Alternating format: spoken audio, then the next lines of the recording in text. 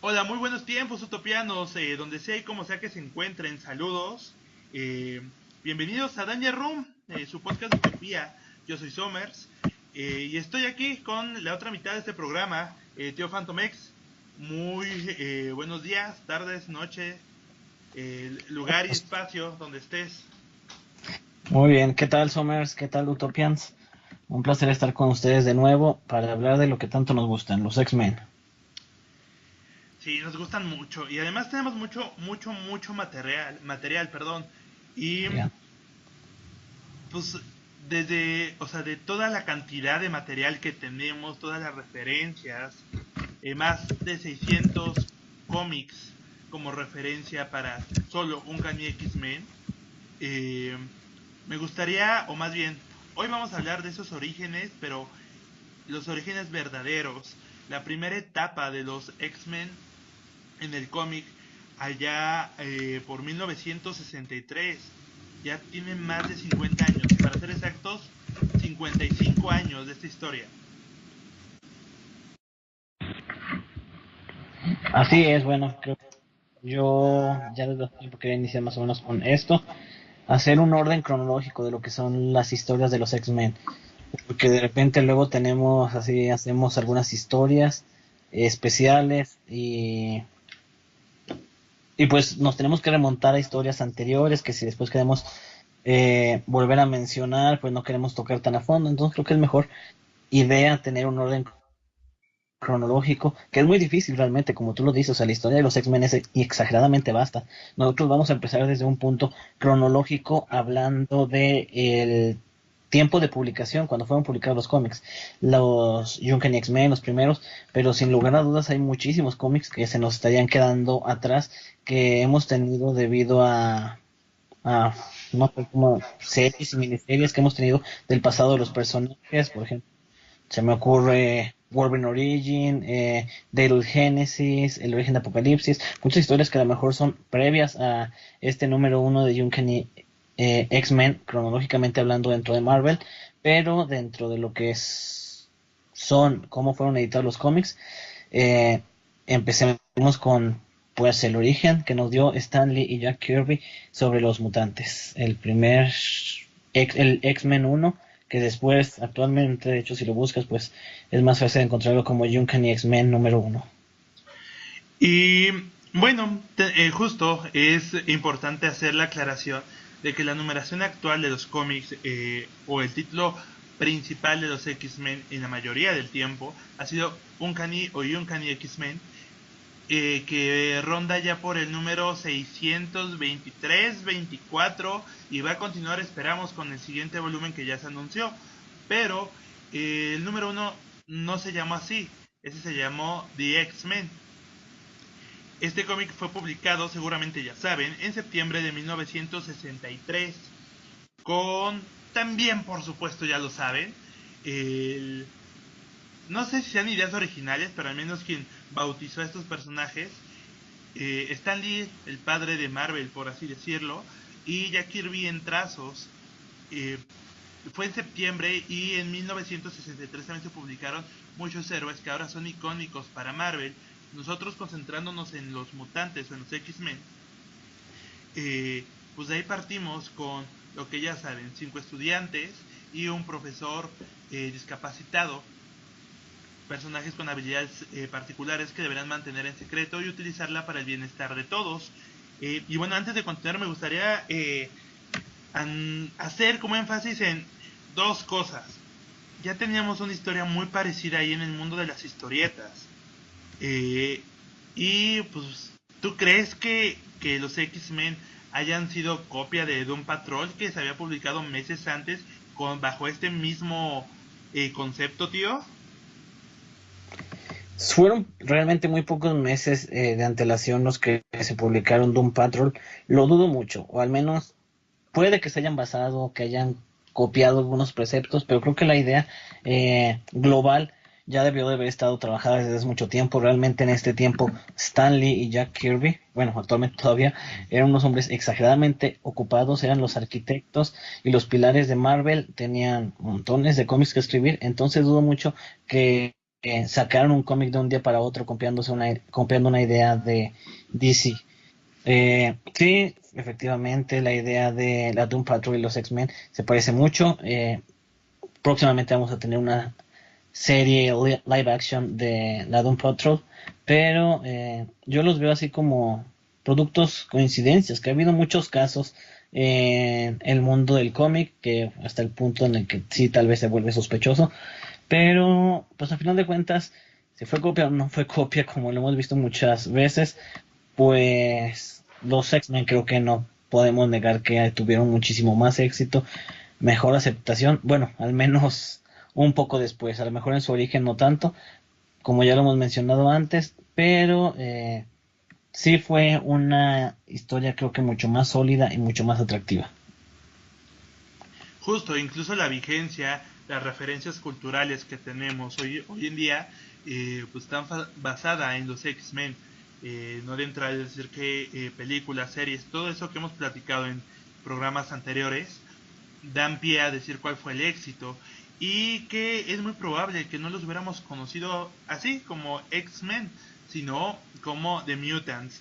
Por ahí se corre rumor, o más bien creo que sí es un dato ya bien sabido, muy de nerds, muy de dato de trivia, que los X-Men o X-Men nunca fue la primera opción para que se llamara así este título, esta historieta, sino se iban a llamar simplemente The Mutants. ¿A ti te hubiera parecido interesante este cómic? Yo personalmente sí lo encuentro un poco simplón, ¿eh? Pues realmente, sí, como tú lo dices, el título no nos dice mucho, no creo que tenga demasiada identidad.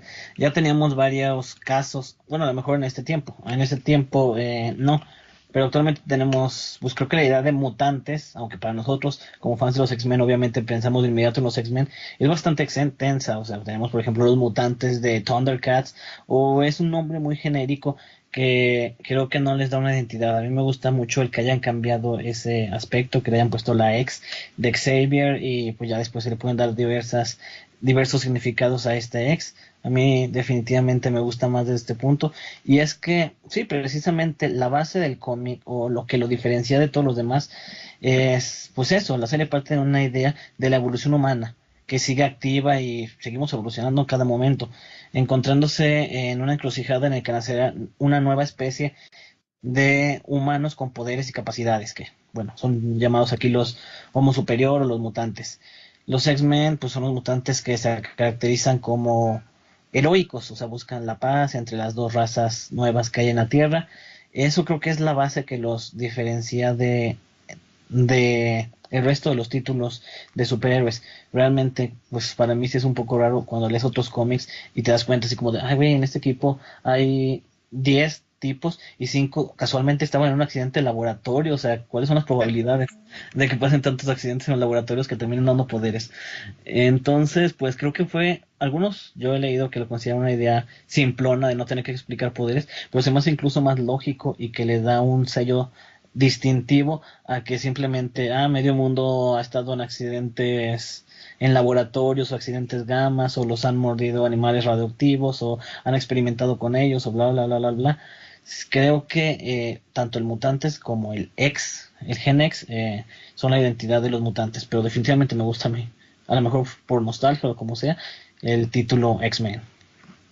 Claro, y justo la palabra mutante que fue, yo creo, en verdad ahora creo, que si no eres un biólogo o en cuanto a estos temas relacionados, cuando te refieres a la palabra mutación o mutantes, piensas en estos personajes, de nuevo haciendo referencia al peso cultural que tienen.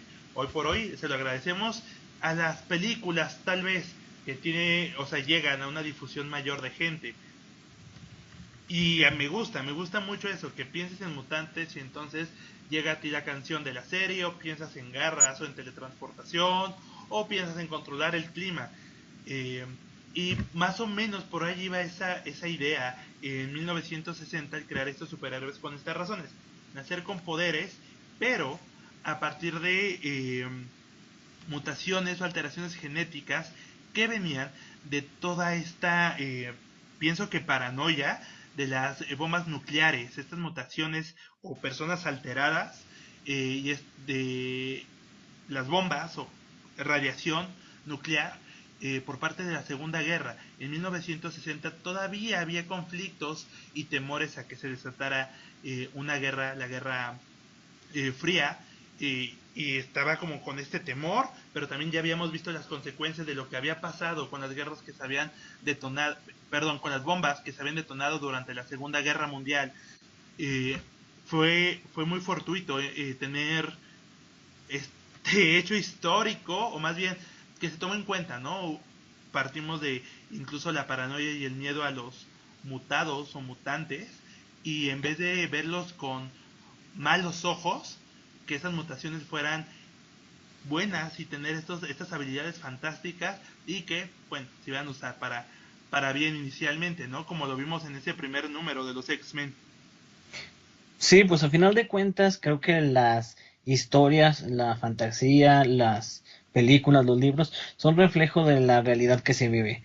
Realmente, temporalmente hablando, pues tenemos héroes de principios de 1900, tenemos las historias de indios y vaqueros, que fueron pues las, creo que, historias inspiradas por la situación en el Medio Oeste. Tenemos héroes como el Capitán América, que fue, o los luchadores de la libertad de DC, el tío Sam, que fueron creados o adaptados como la base del sueño americano y la inspiración a las tropas durante la Segunda Guerra Mundial. Entonces, pues los mutantes simplemente son un ejemplo de lo mismo, igual que Bruce Banner también es una representación de lo que tú mismo dices, o sea, el miedo a la radiación, el miedo al cambio, el miedo a las bombas nucleares, y precisamente, de hecho, en los primeros números de los X-Men, o en los primeros años, podremos decirlo mejor, se juega mucho con que la radiación y todo este tipo de situaciones nuevas para la realidad son las que llevaron a, digamos, a desencadenar o a darle una velocidad mayor a la exposición de los poderes mutantes. De hecho, simplemente podemos ver, ya ahorita lo mencionaremos más a fondo, que por ejemplo Havok o Polaris obtienen sus poderes mediante ser expuestos a algunos tipos de radiaciones o de energías extras. Un tiempo también se comentó que el profesor Javier había obtenido sus poderes debido a que su papá y el papá de Juggernaut trabajaron en plantas nucleares. Entonces creo que sí está totalmente basado en eso y actualmente lo podemos seguir viendo. Simplemente los héroes se han adoptado a la actualidad. Podemos ver, por ejemplo, el tiempo de la Guerra Fría. Salieron héroes como Watchmen también, que hablan mucho de este punto de las identidades, de las defensas civiles, de la identidad, de darla, por ejemplo, Before Vendetta, de dar tu libertad a cambio de seguridad. Todos creo que es perfectamente entendible que los cómics y las historias están basadas pues en los intereses o las preocupaciones vigentes del público. Y yo creo que ese es el encanto particular de los X-Men, que siempre, desde su origen, ha sido así. Tenemos como las historias muy fantásticas que nos dan como, voy a sonar muy cursi, pero en verdad lo creo, que nos dan la esperanza de que todo puede ser mejor, que va a salir bien, que va a haber personas en quien confiar y que nos puedan salvar o arreglar el día. Los X-Men, aunque representan eso, siempre han tenido un toque social. Incluso esta X, por ejemplo, en su nombre, la letra, puede ser relacionada a Charles Xavier o Javier, al Gen X que después adaptó el nombre, incluso a un personaje de esta década de los 60 en Estados Unidos, a Malcolm X, un luchador social que también, si son conocedores a detalle de los mutantes y de este título, sabrán que hay una referencia muy directa con Martin Luther King y Malcolm X en esta época. Los 60 no solo fue para Estados Unidos un periodo de temor a la radiación y a las mutaciones, sino fue un periodo de discriminación muy grave donde se seguían peleando los derechos civiles de la gente afroamericana. Ahí está ese reflejo de la sociedad. lo adaptamos a la actualidad, 50 y tantos años después, y una de las últimas historias que vimos fue Secret Empire, donde hacía una crítica directa al actual gobierno de Donald Trump. Entonces me gusta que hayan seguido el ejemplo de los X-Men, diferentes títulos. Ya mencionaste unos de otras editoriales dentro de esta misma casa de Marvel, lo siguen haciendo, pero más bien creo que los X-Men han tenido diferentes momentos y muy importantes donde han dado este reflejo a cuestiones sociales e históricas que seguramente nos daría tema para un programa especial, un programa completo de todo esto.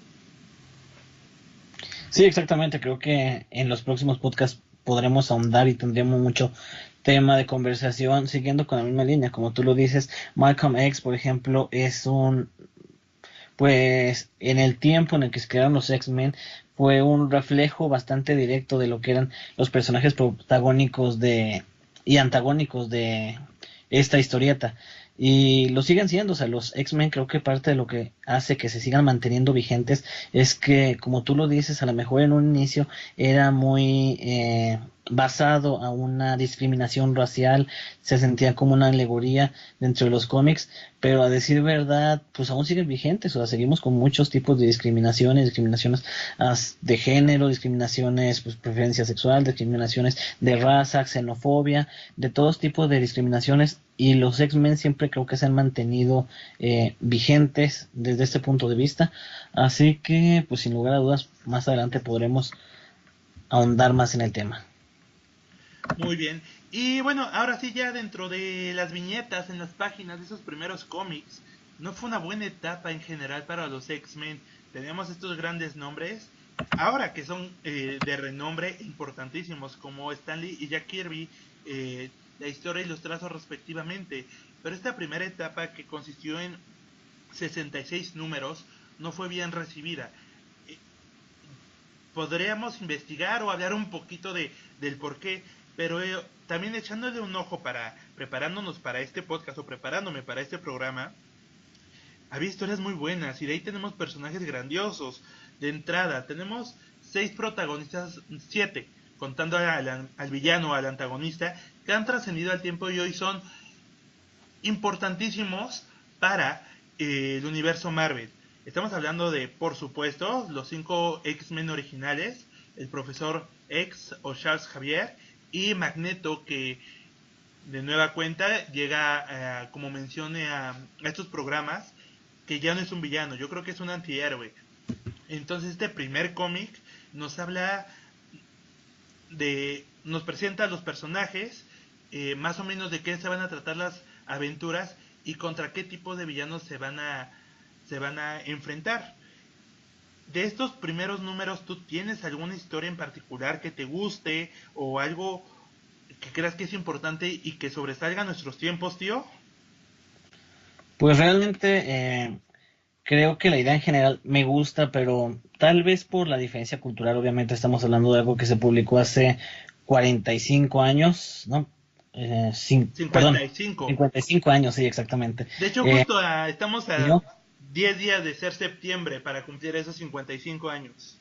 así es. Entonces leo los cómics y sí, de repente a mí me parecen, tienen muy buen diseño, tiene muy buenas ideas, pero realmente como que sí son el reflejo de la época, desde que son, a mí me parecen un poco simplones en ciertos momentos, la comedia que manejan, incluso me parecen un tanto sosos de repente los personajes, y creo, o sea, yo en lo personal sí creo que es pues parte de lo que llevó a la cancelación en ese tiempo de lo que es los X-Men, mientras de que los Avengers ya teníamos historias como los problemas maritales entre Janet Van Dyne y Hank Pym, y en los Cuatro Fantásticos ya teníamos la boda de los superhéroes y ya teníamos una familia que iba creciendo y descubría otras culturas y eran exploradores espaciales. Realmente en los X-Men se me hace que fue poco lo que despegó la historia, o sea, siempre bueno, ahora mismo inicio con un pequeño resumen de lo que fueron estos números. Estamos, pues es algo titánico ya que hablamos de 9 años de historia,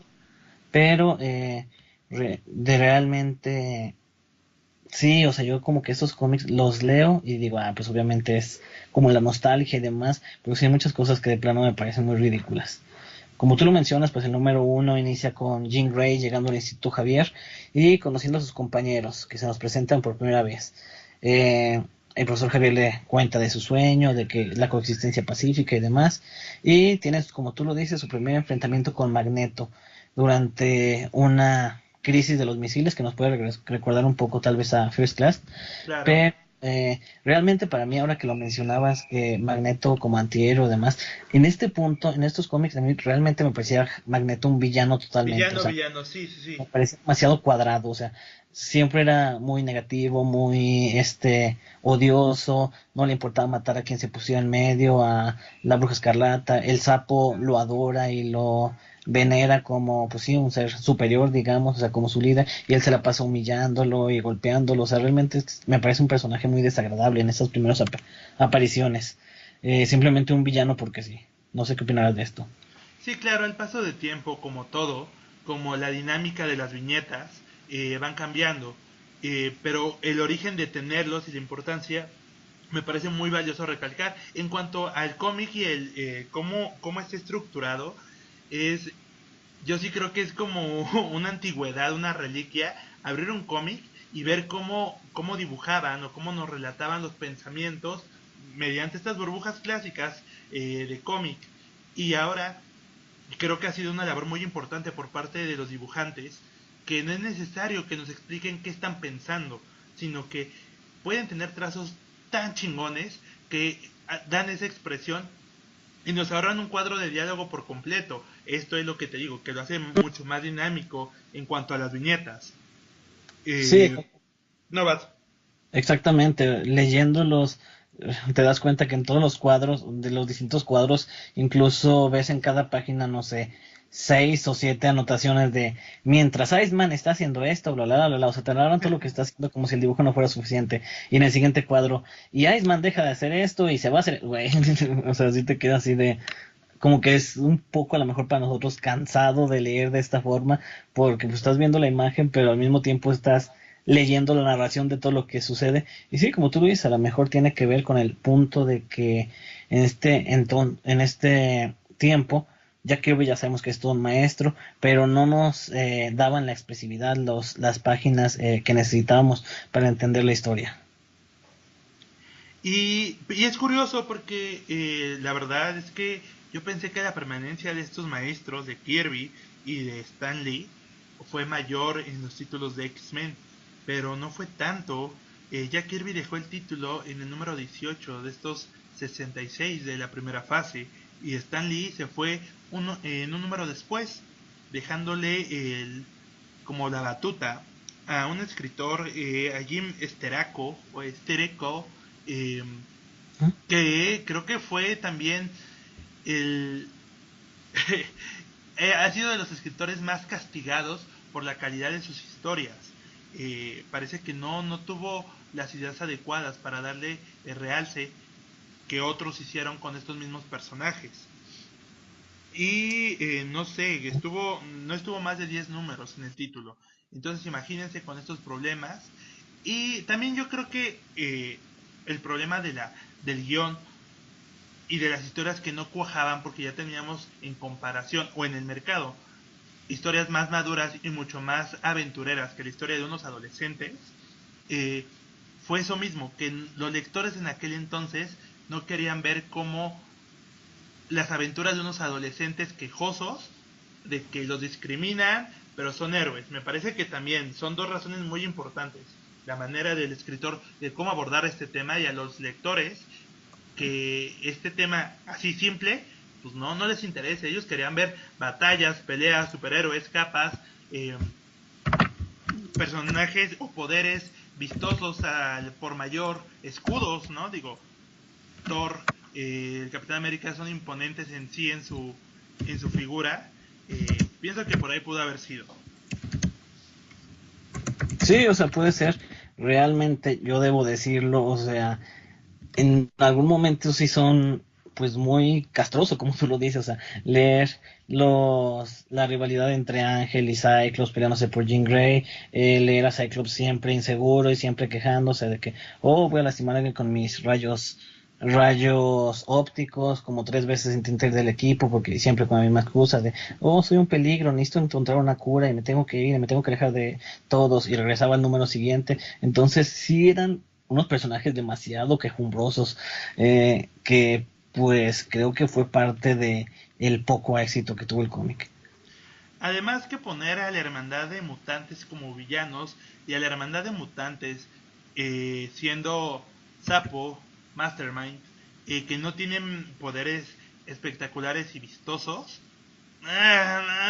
Incluso los otros dos personajes de la hermandad, que son Scarlet Witch y Quicksilver, de nuevo, no tuvieron el tratamiento adecuado, como los fueron explotando cuando se mudaron a los Vengadores. Eso pudo haber sido. Hay como elementos importantes, de nuevo, el mismo caso de Magneto, donde nos los presentan, pero al paso del tiempo van cobrando fuerza.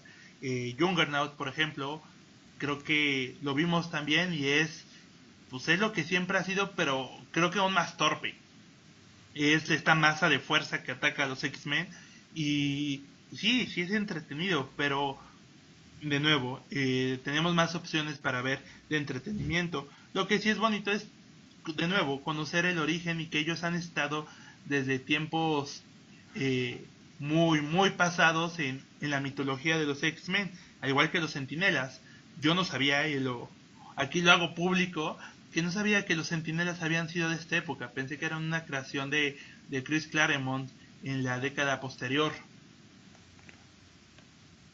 Sí, fue de los primeros villanos.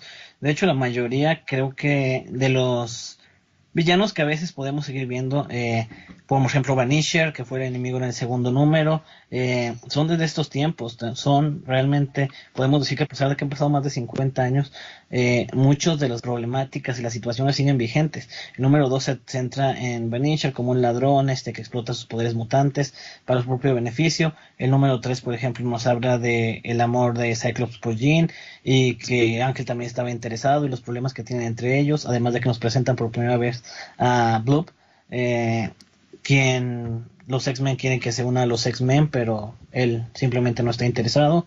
El número 4, exactamente como tú lo dices, desde el número 4 ya tenemos la hermandad de mutantes presentes, que estaba formada por Magneto como líder, Scarlet Witch, Quicksilver, El Sapo y Mastermind. Por ahí estaban pues causando problemas y sí, o sea, Scarlet Witch y Quicksilver como que nunca terminaron de encajar en el equipo. De hecho, frecuentemente se ve que intentan detener a Magneto de ser tan sanguinario, de cuando quiere asesinar a los X-Men, simplemente por interponerse en su camino. Siempre ellos son quienes intentan detenerlo y Magneto, pues, contrario a lo que vemos ahora, pues es totalmente un sanguinario que quiere asesinar a mutantes que considera traidores y humanos por igual. El número 5 también, por ejemplo, tenemos por primera vez el asteroide M, se nos presenta. En el número 6 tenemos, digamos, el primer invitado dentro de la serie, que es Namor, un número donde el profesor Javier y Magneto intentan reclutar a Namor para, creyendo que es un mutante, para que se una a ellos. Y si es Y mutante, o sea, al tiempo, perdón tío, al tiempo sabemos que sí es mutante. sí, o sea, Eh, volviendo a leer estas cosas, nos damos cuenta de muchas cosas que después cambiaron, que originalmente dijeron, no, Namor no es mutante, o que dijeron, no, Polaris no es hija de Magneto, o así muchas cosas que en ese tiempo se afirmaron y pues después los escritores decidieron que siempre sí. Adicional a estos personajes que acabamos de mencionar, que son presentados en números individuales como diferentes villanos, también tenemos, me parece, como la generación 1.5, a los que ya mencionabas justito ahorita, a Havok, a Polaris y hasta incluiría a Mimic ahí mismo. Eh, Pienso que hoy en día tenemos estos personajes de sumo peso y que tienen una horda de fans muy grandes. ¿A ti te gustan estos personajes? ¿Te gustaron cuando los conociste? Y más, bueno, no, a ver, mejor. ¿En qué momento tú conociste a Havok y a Polaris? ¿Y qué te parecen? ¿Qué te parece esta pareja tan loquita, la verdad? Pues Havoc Polaris en realidad, bueno, ahorita que vamos en el recuento, llegan mucho después, ya son después de la etapa de Stanley y demás, ya son creaciones, digamos, de cuando las cosas ya de plano estaban yendo en picadas. Creo que son como intentos de salvar la serie, crear a Polaris, una teóricamente hija de Magneto, que luego resulta que no es, aunque ya ahora sabemos que sí, con los mismos poderes que él, a Havoc, el hermano de Cyclops, que simplemente de un número a otro se descubrió, Cyclops tiene un hermano y nadie sabía nada y nunca le dijo a nadie, pero aquí estamos en su fiesta de graduación. Es un tanto raro saber esos cambios que yo siento un poco desesperado ya por la presión que tenían en las ventas. A mí realmente, pues Polaris y Havoc los conocí ya cuando eran miembros de X Factor. Y pues no sé, Havoc nunca me ha parecido especialmente interesante, tampoco para mal. Me gustaba, por ejemplo, en la era de Apocalipsis. Y Polaris, sus etapas sobre todo de novia loca, como tuvimos en su etapa de X-Men cuando intentó forzar a Havoc. Creo que es mi etapa favorita de ambos personajes. Cuando Havoc despierta del coma en el que estuvo tanto tiempo y está a punto de casarse con Lorna y Lorna pierde un poco la cabeza. Esa es de mi temporada favorita de los dos personajes y han tenido algunos altos y bajos, pero realmente no son ni mis personajes favoritos ni tampoco algunos que aborrezca, simplemente digamos unos personajes más. Ok, y ahí, bueno, hay que destacar o me gustaría mencionar que estos dos personajes aparecieron en esta tercera etapa de los X-Men con el escritor Neil Adams, que tomó el título como para buscar rescatarlo en aquel entonces. Neil Adams fue quien escribió los últimos números, los últimos en aquel 60 y tantos números del título de X-Men, antes de que viniera el segundo run que por supuesto ya conocemos y que próximamente hablaremos de él. Entonces podemos destacar a tres escritores en esta primera etapa: Stan Lee, Jim Steranko y Neil Adams para esta primera etapa. Y bueno, tenemos muchos más personajes. Por ahí está Sauron, por ejemplo, que también apareció en estos cómics. Pero, tío, ¿te parece si platicamos de todos ellos después del corte? Sí, o sea, todavía nos quedan muchísimos, 60 números exactamente para resumir, entonces volvemos. Bien, regresamos.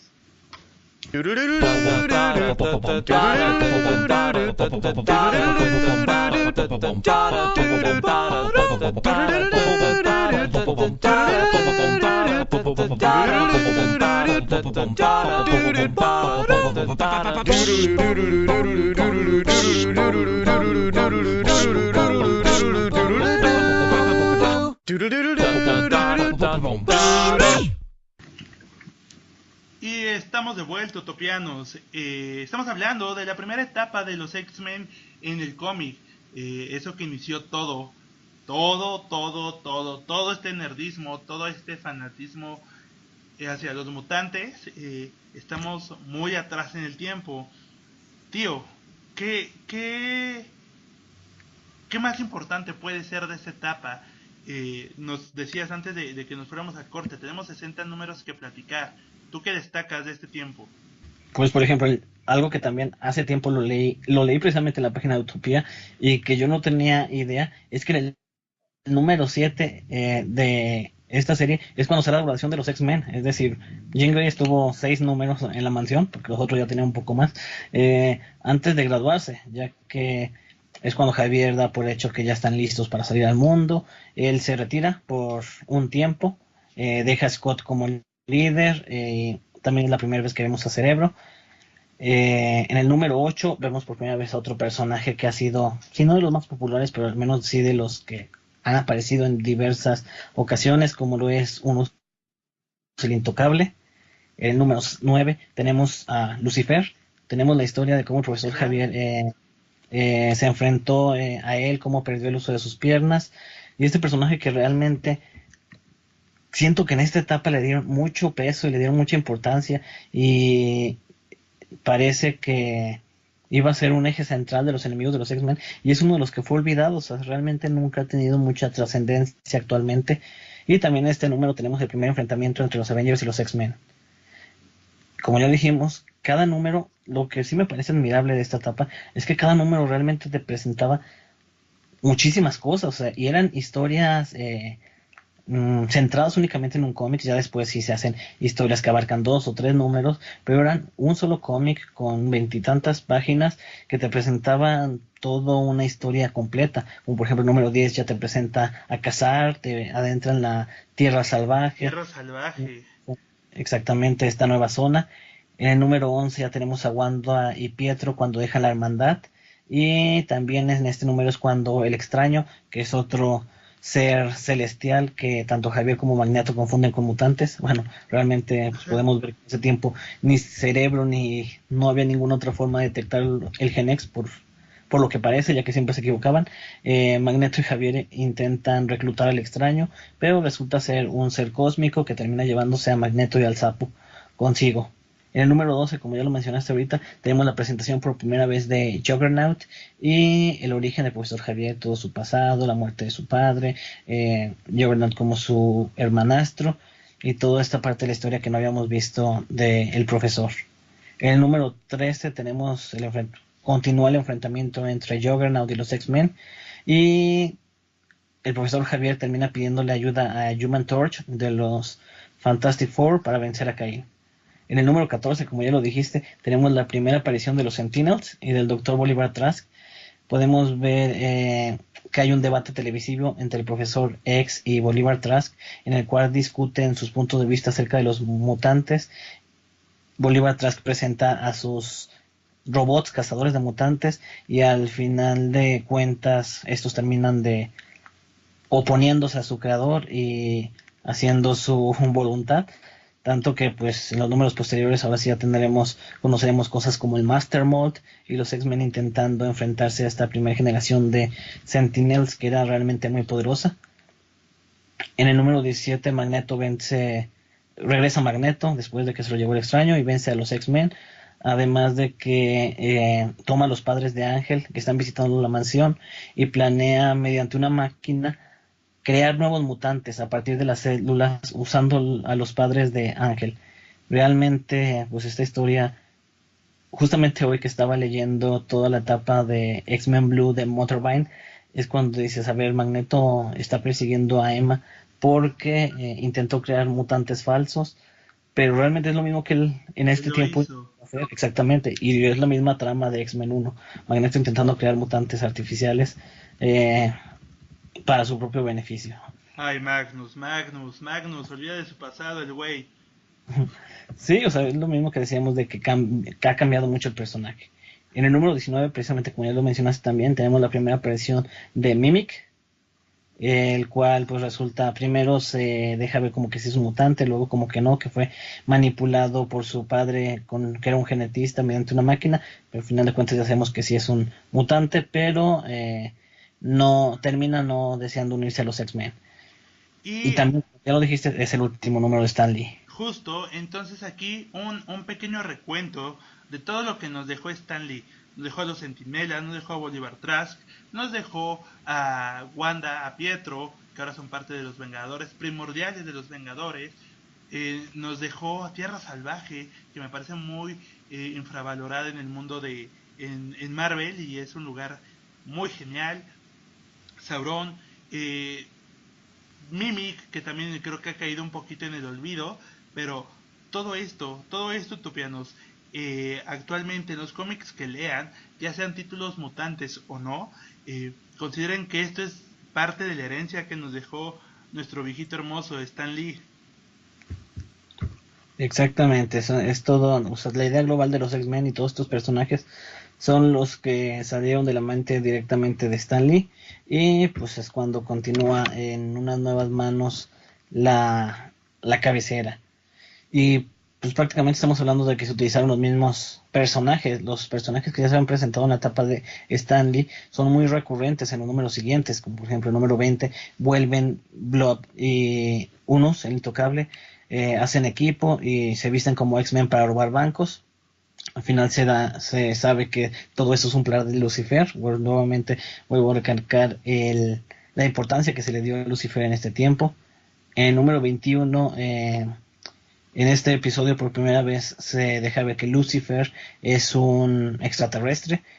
Por primera vez se menciona a los sirianos, que es su raza, y se sabe que su plan es conquistar la tierra para su raza, es decir, hacerla habitable para su gente. El número 22 y 23 ya nos lleva, digamos, nos saca de lo que es el contexto de los X-Men y nos lleva a enemigos que son, pues, digamos, de otros personajes de Marvel. Tenemos un enfrentamiento contra el Conde Nefaria, enemigo del Capitán América, y también este número es importante porque Jean Grey abandona la escuela, otra vez, otro Otra vez. personaje que teóricamente abandona la escuela, para ir a la universidad. El número 25 y 26 tenemos ya como que historias más como completas, digamos, que abarcan varios números. Los X-Men se enfrentan a la reencarnación del dios Kukulkan y se crea el conflicto, digamos, definitivo entre Scott y Warren por el amor de Jean, que pues creo que ya hemos ido renovando, cambiando a Warren por Wolverine. En el 27, una vez más, recuperamos a Mimic, que se supone había perdido sus poderes, pero los recupera y enfrenta a los X-Men, venciéndolos a todos, de hecho. Mientras tanto, el profesor Javier intenta reclutar a Wanda, Pietro y Spider-Man, o sea, una vez más, otro personaje que intenta reclutar sin ser mutante, obviamente sin conseguirlo. Y al final Mimic chantajea a los X-Men para unirse a los X-Men o de lo contrario revelará sus identidades. Es decir, que el profesor Javier se la pasaba buscando gente para reclutar para los X-Men y luego los que querían entrar no los dejaban, pero pues bueno. eh, en el número 28 también ya estamos hablando de los orígenes de los primeros números, sin lugar a dudas. Aparece por primera vez Banshee, que está siendo controlado por Factor 3 y se enfrenta a los X-Men. En el número 29 aparece, bueno, Cyclops, perdón, despierta un robot, el superadaptoide, y Mimic se enfrenta contra él. Pero el adaptoide tenía más o menos los mismos poderes de Mimic, de adaptarse a los poderes de los demás, copiarlos, entonces ahí se da una situación muy rara, y Mimic es expulsado del equipo, ya que pues obviamente no seguía las órdenes del profesor Javier. En el número 31, y esto tampoco, otra cosa que tampoco no sabía, porque es un personaje que a pesar de ser bastante secundario, como que siento que sí, pues tuvo su peso durante muchos años. Es la primera aparición de Candy Southern, la novia de Ángel. Claro, la primera de un chingo que ha tenido Warren. Así es. De hecho, en toda esta etapa, en especial en los primeros 19 números que ya hablamos, los X-Men tenían, digamos, una vida romántica bastante estable. O sea, Beast conoce a Vera Canto en este tiempo. Iceman tenía su novia, esta Zelda, no recuerdo su apellido, algo así, algo alemán y Cuando complicado. Bobby tenía Eh, novia. Así es. De hecho, ahora que lo dices, fue el primer X-Men en tener novia. O Mira, sea, qué ironías de la vida, qué ironías. realmente. Pero bueno, no lo había reflexionado hasta este momento que lo dijiste. En el número 32 y 33, el profesor Javier realiza un experimento para devolver la conciencia a su hermano, ya que desde su enfrentamiento inicial, pues queda en estado catatónico debido a que pues Ángel y Human Torch le quitan el casco y el profesor Javier lo ataca telepáticamente dejándolo, pues podríamos decir que en coma. Eh, el profesor Javier busca eliminar el poder de Juggernaut de su hermano y pues ser felices por siempre, pero el Juggernaut vuelve a la conciencia y de una forma muy extraña absorbe también los poderes de su hermano, por lo cual vence a los X-Men y es necesario de que el Doctor Strange los ayude a llegar al templo de Cyttorak. Ahí se ve, digamos, otro crossover de los que en ese tiempo no eran tan frecuentes, para lograr encerrar a Caín dentro de la propia dimensión carmesí. Pero se En el imaginan, 35, ahora ¿sí? sabemos, ahora tenemos todas las fuentes, toda la información de el próximo evento, o el próximo crossover, lo van a tener este personaje, etcétera, etcétera, y nos causa emoción, o sea, sin duda las solicitudes que avienta Marvel, todos los spoilers, poder leer los cómics en línea nos ayuda. Yo me quiero ubicar un poquito en 1966, donde sabía que se publicaban, no sé, 6, 10, 12 cómics tal vez, de diferentes títulos. Y si yo compraba un título de los X-Men, ahí mismo poder ver a Doctor Strange o ver a Spider-Man o a Human Torch. Pienso que hay muy pocos que nos podrían contar esa experiencia. Digo, yo hace 13, 14 años, sin un acceso tan eh, lleno de internet, me llegué a sentir así, pero ya sabía que eran todos parte de un mismo universo, ya sabía que sí podían convivir, pero sí, abrir tu cómic, tú así adolescente en 1966, de 18 años, 17 años, abrir tu cómic y encontrarte con otro personaje, pienso que ha de haber sido una emoción bien chida. Utopianos, si ustedes andan por esos 50, 60 años y vivieron esto, cuéntenos cómo les fue, o si conocen a sus papás, tíos que vivieron esto y les han contado como esta herencia cultural y oral, pues también díganos cómo les fue. Y ya, perdón, me puse romántico con esta idea, tío. No, no te preocupes, creo que sí sería muy interesante conocer a alguien que nos pudiera platicar de cómo era en ese tiempo, y creo que específicamente hablando de México, sabemos que había muchos retrasos, era muy difícil conseguir estas historias, entonces sería interesante, o sea, ver cómo era posible darle seguimiento a estas historias con tan pocos cómics y tan pocas posibilidades de distribución y de accesar a ellos. Pero pues bueno, en el número 35 y 36 tenemos a un equipo, se vuelve a presentar, ya lo habíamos visto un poco de ellos, que es Factor 3, que nunca, pues no creo que no lo hemos vuelto a ver recientemente. Es una de las ideas que también se olvidaron. Y secuestra al profesor Javier. Los X-Men, con ayuda de Banshee, que ya antes había sido controlado por ellos, intentan encontrarlo, siguiendo su rastro hasta Europa, pero de hecho este cómic me parece muy cómico, ya que saben que el profesor Javier está en Europa, pero es la primera vez que veo una situación realista de que los X-Men no tienen dinero para viajar a Europa, o sea, tenemos que rescatar al profesor Javier, pero no tenemos cómo irnos. De hecho, llegan al punto de que Beast y Iceman tienen que hacer como unos shows callejeros para conseguir dinero. Creo que es un punto bastante interesante y realista el que vemos aquí.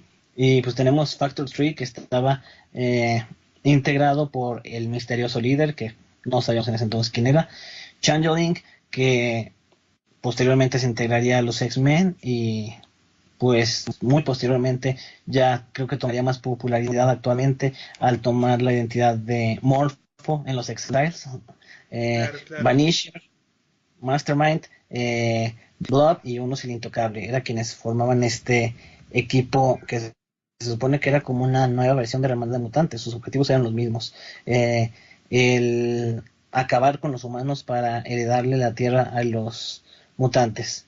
Ya en los números siguientes, hasta el número 39, tenemos la continuación de esta historia, en la que los X-Men al fin consiguen los fondos. De hecho, salvan una biblioteca para conseguir los fondos necesarios para su Para viaje. poder viajar. Que esta Y sería la Factor 3, primera, perdón, tío, la primera gran historia. Estamos hablando de 4 números, ¿cierto?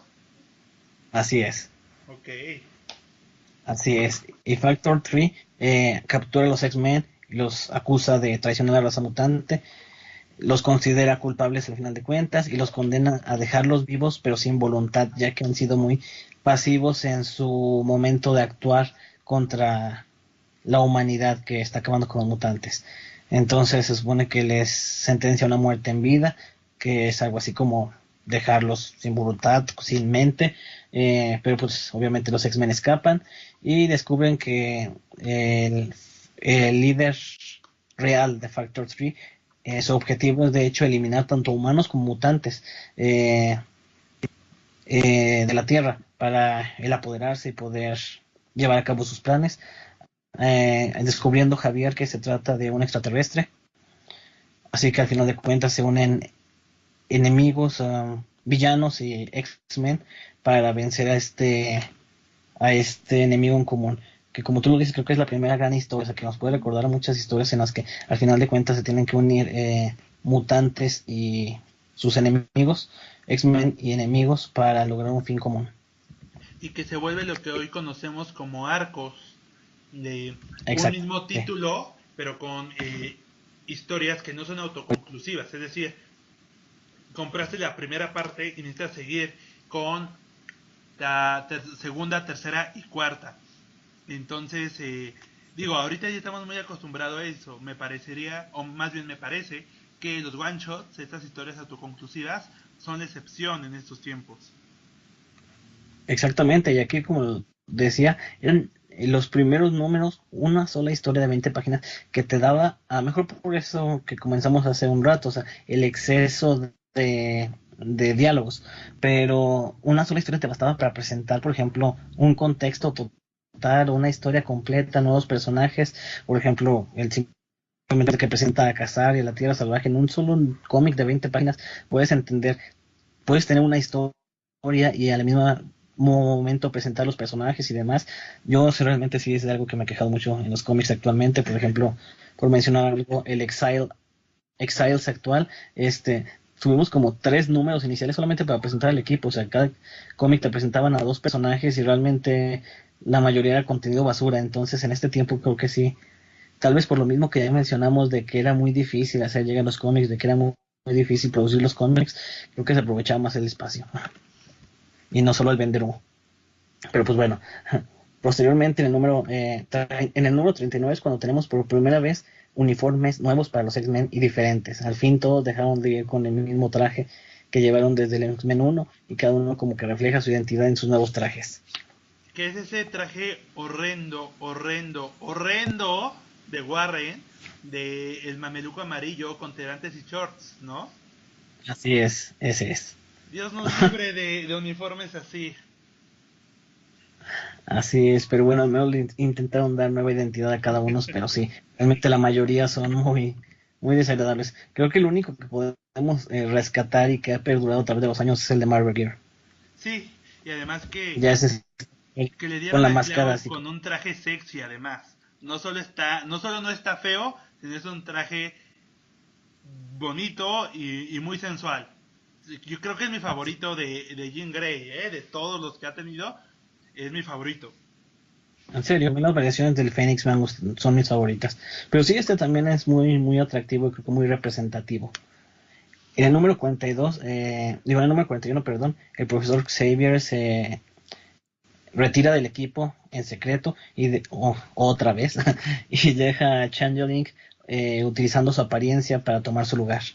El número siguiente, Changeling muere mientras todo el mundo cree que es el profesor Javier, es decir, todos lloran la muerte de Javier y solamente Jean Grey sabe la verdad.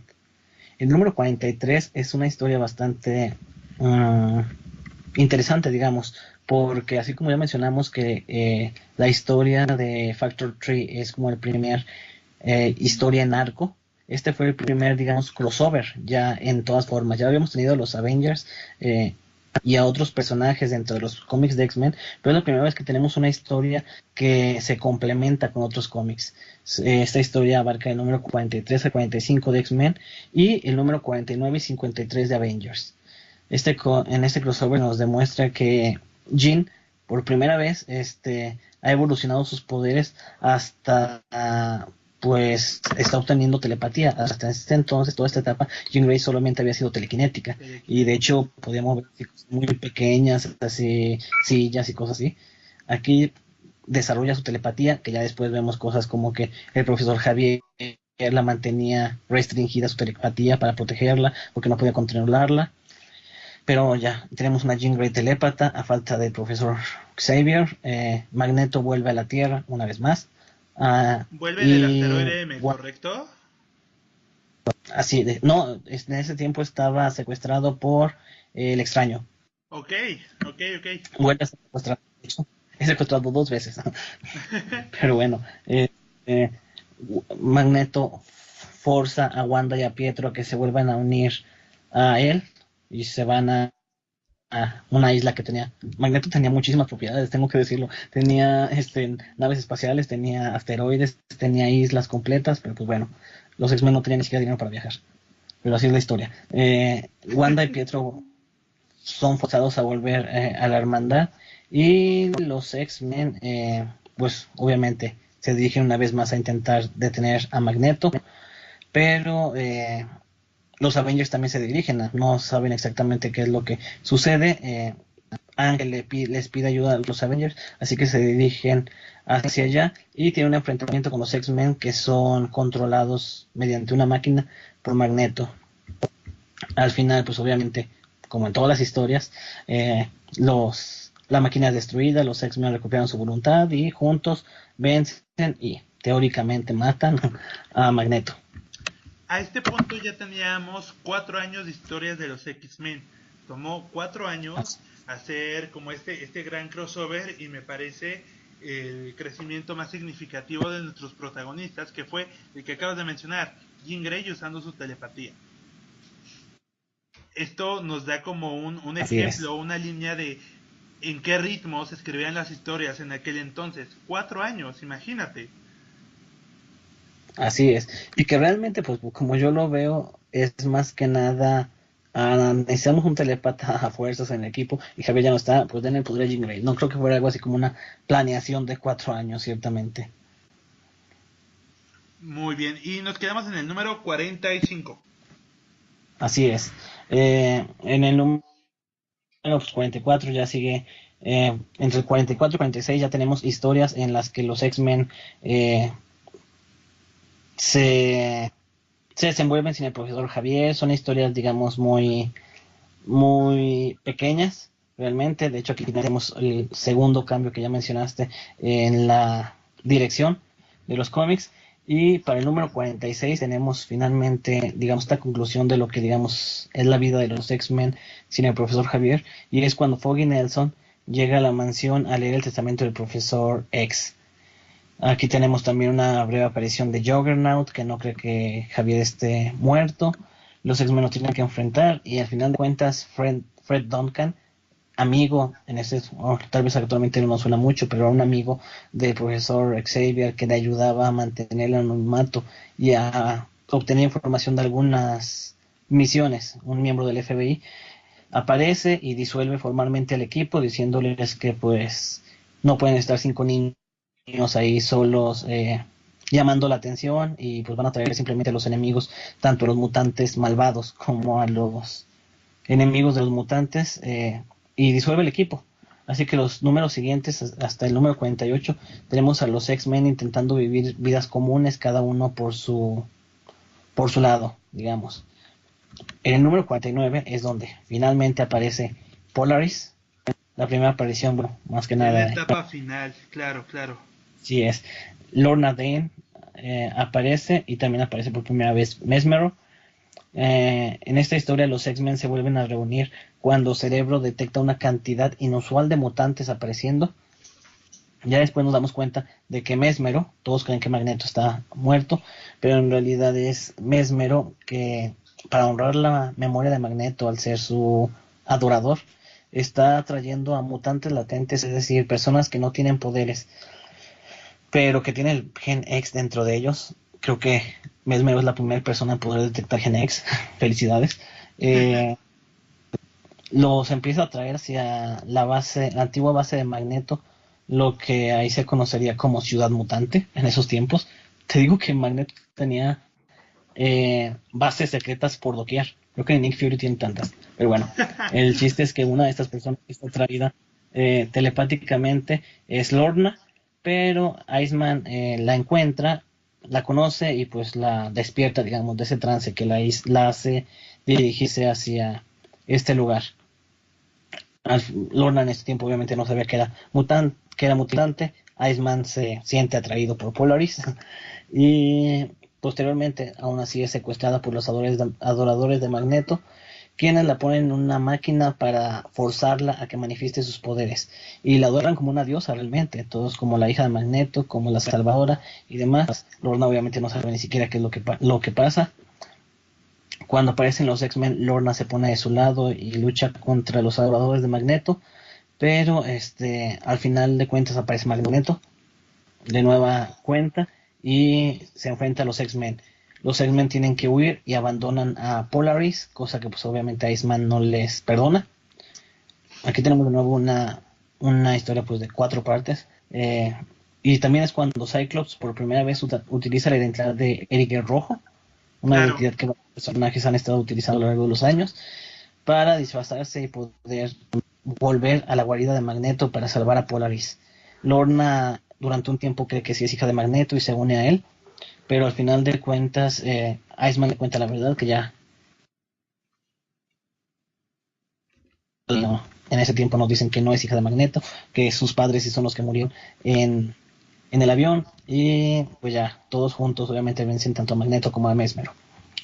Ya los siguientes números realmente creo que ya son historias bastante más. Aquí hasta qué número nos quedamos con esta gran historia que no fue, o sea, fue una gran historia, pero no fue un crossover. Fue una historia exclusiva de los X-Men. Ah, Por ejemplo, esto que decía, la ciudad mutante, que dio pie a muchas historias que hemos visto a lo largo de los años. Genosha, Utopía, el asteroide M, Avalon, etcétera, etcétera. Esta historia que acabas de mencionar, ¿hasta qué número es, tío? hasta el número 52 concluye. Ok, ok. Que yo diría que como Y es nos posiblemente el quedaría... cierre de un. Ajá. Posteriormente pues ya nos quedan solamente 14 números. Tenemos el número 53 que es la primer trabajo de Barry Winston Smith dentro de Marvel, pues obviamente dentro de X-Men, en los dibujos. Y pues sabemos que debido a un experimento de Marvel Guild, abre con su energía mental una brecha dimensional hacia la zona negativa y libera a Blastar, el enemigo de los Fantastic Four. Posteriormente tenemos una historia de nuevo de 3 partes, del 54 al 56, que es la primera aparición ahora sí de Alex Summers, que como ya dije, aparece cuando repentinamente todos se dan cuenta que ah, Cyclops tiene un hermano que nunca nadie supo, que nunca le mencionó a nadie y repentinamente aparecen en su graduación. Pero pues bueno, Alex Summers es secuestrado por Living Monolith, que también Monolito Vivientes, que es su primera aparición también, aún como faraón, en su fase de faraón egipcio, que quiere obtener los poderes del monolito viviente. Así que secuestra a Alex para intentar sacrificarlo y obtener el poder que necesita. Posteriormente, Cyclops también es secuestrado y llevado a Egipto. Así que ahí ambos hermanos, con la ayuda del resto de los X-Men, eh, primero caen en una emboscada de los seguidores de, bueno, derrotan al faraón y posteriormente caen ante los seguidores del monolito viviente que encierran a Alex en una cámara para darle su energía al Living Monolith, pero pues una vez más el estrés o la radiación o como queramos verlo, o sea, manifiesta la totalidad de los poderes de Alex Summers. Una vez más vemos que como que las mutaciones necesitaban un extra para llegar a explotar. En número 57 tenemos a Larry Trask, el hijo de Bolívar Trask, recreando los Sentinels una vez más, que para llevar a cabo pues su exterminio de los mutantes de una vez por todas. En número 58 se revela que el Magneto que estuvo en toda la historia con Polaris en realidad no es un Magneto de verdad. O sea, no era el verdadero Magneto, sino que un robot. Ahí empezaron los problemas que después tendríamos con Sorneto y todas esas cosas. Pero bueno, Claro. ya desde aquí tenemos No, gente disfrazada de Magneto. y que esta Y referencia se repite con Joseph en el futuro o con este Horn sí, varias veces. Vaya, ya sabemos que estamos hablando de historia de los X-Men. Pero bueno, continuamos. así es, y pues está toda la historia de Larry Trust y de los Sentinels, en los que Magneto también es atrapado por estos robots. Y tenemos, digamos, una historia integral también. Historia fue interesante del 57 al 59, porque por primera vez vemos a casi todos los personajes que pasaron por las filas de los primeros números de los X-Men reunidos, ya que todos son capturados por los Sentinels. Vemos a Pietro, a Wanda, al Sapo, vemos a Banshee, vemos a Havoc, vemos a Polaris, ya ambos con poderes y con uniformes, eh, y todos son vencidos por los Sentinels, hasta que Bestia, Cyclops y Jean Grey, para, esto me parece también un poco tonto, pero pues bueno, confundir a los Sentinels, se adentra en las instalaciones de Larry Trask vistiendo los uniformes Cyclops de Quicksilver, Ingrid de la Bruja Escarlata y Bestia del Sapo para que no puedan contrarrestar sus poderes. Bueno, eran las historias de esos tiempos. Entonces, pues obviamente los Sentinels son despistados y pues logran vencerlos. El número 60 y 61 tenemos, como ya lo mencionaste también, la primera aparición de el Doctor Lycos, es decir, lo que después conoceríamos como Sauron, Carl Lycos, ajá, que también Sauron. busca utilizar a Ángel para drenar llegar a todos sus compañeros y conseguir drenarlos y pues obtener más poder. En el número 63, Ángel tratando de encontrar a sus compañeros, ya que queda malherido en la historia anterior y queda perdido, cae herido una vez más en la Tierra Salvaje y se conoce a un misterioso nuevo personaje llamado el Creador, que crea toda una raza. Otra vez volvemos a la creación de mutantes, mutantes fake, toda una raza de nuevos mutantes. Después sabemos que obviamente el creador es Magneto en realidad, quien le salva la vida. Este número, o sea, pasaron 5 años mínimo, 62 números para ver por primera vez a Magneto sin casco.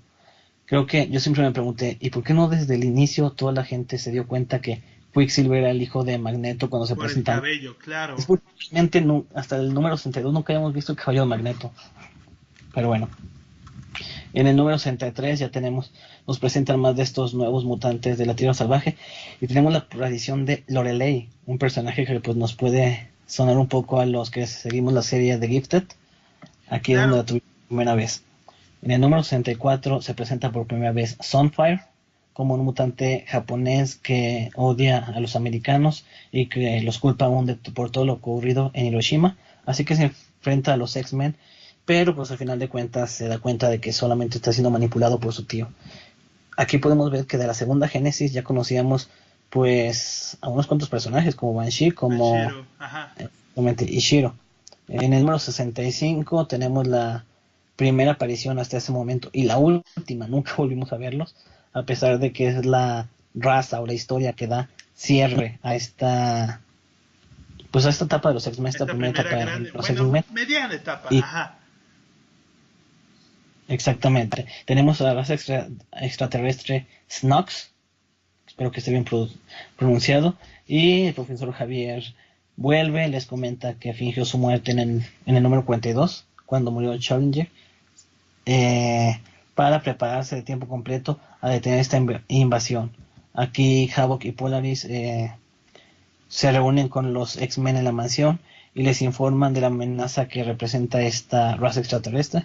Y en este momento el profesor Xavier les cuenta todo el plan que ha estado haciendo durante este tiempo. Se da un gran enfrentamiento mental y los X-Men logran vencer, pero el profesor X queda en coma, de hecho.